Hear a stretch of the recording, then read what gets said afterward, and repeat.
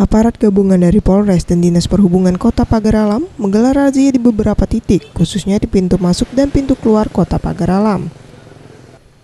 Razia ini digelar dalam operasi Patuh Polri 2016, cipta kondisi menjelang masuknya bulan Ramadan. Satu persatu kendaraan yang melintas di stop dan diperiksa oleh petugas.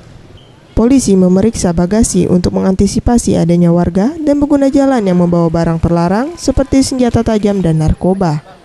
Petugas gabungan juga memeriksa kelengkapan surat menyurat kendaraan yang melintas, baik yang masuk ke Kota Pagar Alam juga yang keluar menuju Provinsi Bengkulu. Kapolres Kota Pagar Alam AKBP Hendra Gunawan mengatakan, operasi ini merupakan operasi Patuh Polri 2016, cipta kondisi yang digelar menjelang masuknya bulan suci Ramadan.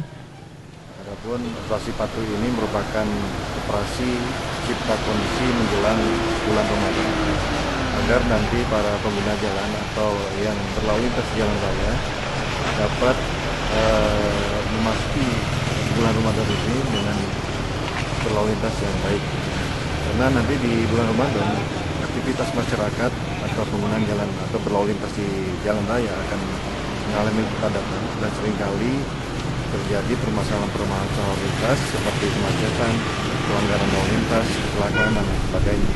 Nah, operasi Patuh ini dilaksanakan sebelum bulan Ramadan, diperuntukkan agar masyarakat menjelang bulan Ramadan sudah dapat mematuhi peraturan lalu lintas yang ada. Dalam operasi kali ini, polisi berhasil mengamankan puluhan kendaraan roda 2 dan kendaraan roda 4 yang tidak memiliki kelengkapan surat menyurat kendaraan. Zulfikri, Sriwijaya TV.